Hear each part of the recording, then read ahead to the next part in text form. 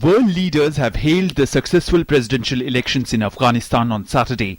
Despite threat of violence and intimidation from terrorists, 7 million out of 12 million voters exercised their franchise. India commended the large voter turnout in the elections despite terror threats and said it would continue to work to support the people of Afghanistan in their efforts to build a strong, independent, sovereign and democratic Afghanistan. US President Barack Obama welcomed the completion of Afghanistan's presidential vote, set to usher in the country's first democratic transfer of power, saying it was critical to ensure continued international support. European Union, UK and UN also congratulated Afghanistan for successfully conducting the historic presidential elections.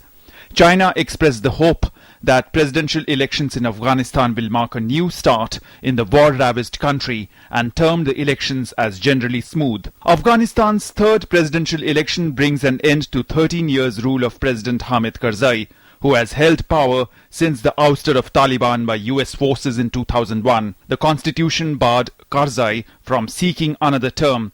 The elections to usher in the first democratic transfer of power is expected to be a new start for the war-ravaged country. According to preliminary estimates, out of 12 million eligible voters, 7 million voters or 58% voters have exercised their democratic right in the presidential and provincial council election in the country. The voter turnout figure is better than presidential election in 2009, in which only one-third of the total voters had cast their ballots. The frontrunners for the president's post are former foreign ministers Dr. Abdullah and Dr. Zalmai Rasool and former finance minister Dr. Ashraf Ghani Ahmadzai. The preliminary result of the presidential election will be announced on April 24th and the final result will come out on May 14th. Bureau Report, DD News.